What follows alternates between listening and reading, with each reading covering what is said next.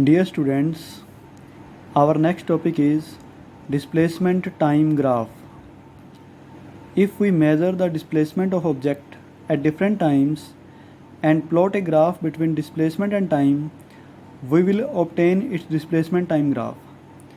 अगर हम किसी ऑब्जेक्ट की डिस्प्लेसमेंट को डिफरेंट टाइम्स पर मेज़र करके उसकी डिस्प्लेसमेंट और टाइम में ग्राफ बनाएं तो उसे हम डिस्प्लेसमेंट टाइम ग्राफ कहेंगे।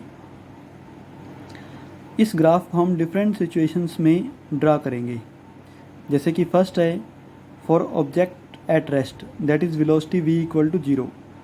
जब कोई ऑब्जेक्ट रेस्ट पर हो मतलब उसकी वेलोसिटी 0 हो। If an object is at rest that is velocity v equal to 0, its position और displacement will not change with time. अगर कोई ऑब्जेक्ट रेस्ट पर है तो उसकी पोजीशन या डिस्प्लेसमेंट टाइम के साथ चेंज नहीं होगी। For example, let an object is at rest at displacement of 20 meter from origin. Example के तौर पर हम मान लेते हैं कि कोई एक ऑब्जेक्ट ओरिजिन से 20 मीटर की डिस्प्लेसमेंट पर रेस्ट पर है। तो अगर हम टेबल बनाएं डिस्प्लेसमेंट और टाइम में, तो time t equal to 0, initial time पर डिस्प्लेसमेंट 20 मीटर थी और 20 मीटर पर रेस्ट पर है ओरिजिन से। 1 सेकंड बाद भी उसकी डिस्प्लेसमेंट 20 मीटर ही होगी, 2 सेकंड बाद भी उसकी डिस्प्लेसमेंट 20 मीटर ही होगी, 3 सेकंड बाद भी उसकी डिस्प्लेसमेंट 20 मीटर ही होगी क्योंकि ऑब्जेक्ट रेस्ट पर है। अब अगर हम इस ऑब्जेक्ट के लिए डिस्प्लेसमेंट टाइम ग्राफ बनाएं तो आप देख सकते हो 0 सेकंड पर 20, 1 सेकंड पर 20, 2 सेकंड पर 20, 3 सेकंड पर 20 डिस्प्लेसमेंट है। इन सभी पॉइंट्स को ग्राफ में प्लॉट करने के बाद अगर हम इनको मिलाएं तो हमें एक स्ट्रेट लाइन मिलेगी।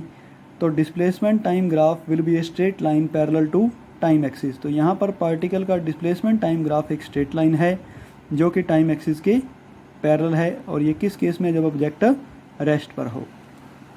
Next case 2, when object moving with constant positive velocity. अब अगर ऑब्जेक्ट रेस्ट पर नहीं है और वो कांस्टेंट पॉजिटिव वेलोसिटी के साथ मूव कर रहा है तो इसको भी हम एक एग्जांपल से सोल्व करेंगे। तो let an object is moving with constant velocity of 5 metre per second. मान लिया कि एक ऑब्जेक्ट 5 मीटर पर सेकंड की कांस्टेंट वेलोसिटी के साथ मूव कर रहा है और उसकी initial position d0 equal to 0 meter है। तो इनिशियली वो 0 मीटर पर था। तो अगर हम टेबल बनाएं डिस्प्लेसमेंट और टाइम में, तो t equal to 0 initial time पर पार्टिकल की डिस्प्लेसमेंट 0 है। अब वो 5 मीटर पर सेकंड की वेलोसिटी से चलना शुरू करता है, तो 1 सेकंड बाद उसकी डिस्प्लेसमेंट 5 मीटर हो जाएगी क्योंकि उसकी वेलोसिटी 5 मीटर पर सेकंड है। तो 1 सेकंड में वो 5 मीटर की डिस्प्लेसमेंट कवर करेगा। तो 2 सेकंड बाद उसकी डिस्प्लेसमेंट 10 मीटर हो जाएगी, 3 सेकंड बाद उसकी डिस्प्लेसमेंट 15 मीटर हो जाएगी और 4 सेकंड बाद उसकी डिस्प्लेसमेंट 20 मीटर हो जाएगी। अब अगर हम डिस्प्लेसमेंट और टाइम में ग्राफ बनाएं तो आप देख सकते हो 0 पर 0, 1 पर 5, 2 पर 10, 3 पर 15 और 4 पर 20 मीटर डिस्प्लेसमेंट है। इन सभी पॉइंट्स को ग्राफ में प्लॉट करने के बाद अगर हम इनको मिलाएं तो हमें फिर से एक स्ट्रेट लाइन मिलेगी, लेकिन इस बार जो स्ट्रेट लाइन है वो इंक्लाइंड टू टाइम एक्सिस है, वो पैरेलल टू टाइम एक्सिस नहीं है। तो displacement time graph will be a straight line inclined to time axis, और उसका जो एंगल ऑफ इंक्लिनेशन है थीटा लेस देन 90 डिग्री है, थीटा लेस देन 90 डिग्री है। ये आप डायग्राम में ग्राफ में देख सकते हो कि पार्टिकल का जो ग्राफ है डिस्प्लेसमेंट टाइम ग्राफ वो straight line incline to time axis है और वो angle of inclination less than 90 पर है। नेक्स्ट,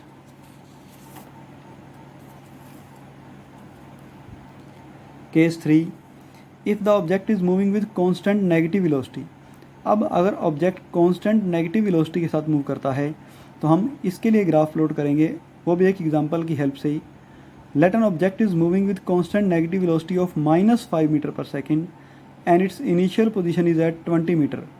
तो ऑब्जेक्ट -5 मीटर पर सेकंड की वेलोसिटी से मूव कर रहा है और उसकी इनिशियल पोजीशन 20 मीटर पर है।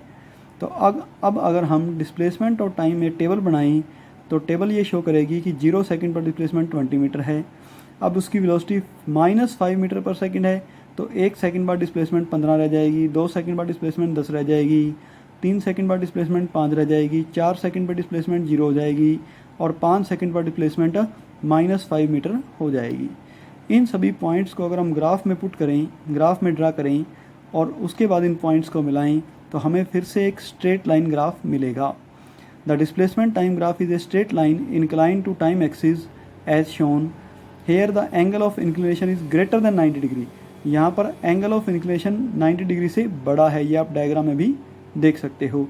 तो ग्राफ फिर से स्ट्रेट लाइन है, इंक्लाइन टू टाइम एक्सिस है, लेकिन एंगल ऑफ इंक्लिनेशन 90 डिग्री से ज़्यादा है। तो इस तरह से आप डिफरेंट सिचुएशन में पार्टिकल की डिस्प्लेसमेंट और टाइम के बीच में ग्राफ बना सकते हो। जिस भी सिचुएशन में आपको ग्राफ बनाना हो उस सिचुएशन का एक एग्जांपल लीजिए।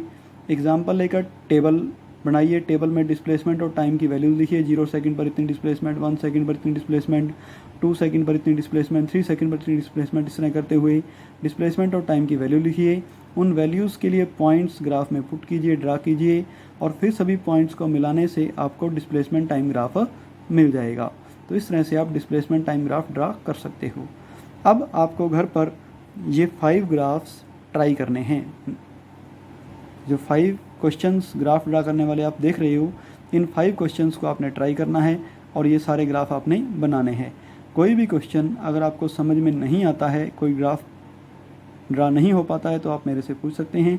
और इससे पहले के काम में भी अगर आपकी किसी की कोई प्रॉब्लम है तो वो भी आप पूछ सकते हैं। पूछने में किसी तरह की कोई हिचकिचाहट नहीं करनी है, किस तरह से घबराना नहीं है।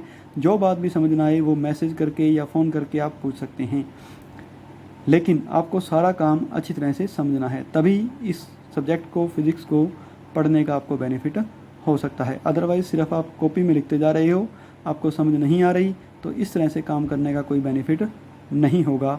तो आप सभी बच्चे ध्यान से इस काम को कीजिए। धन्यवाद।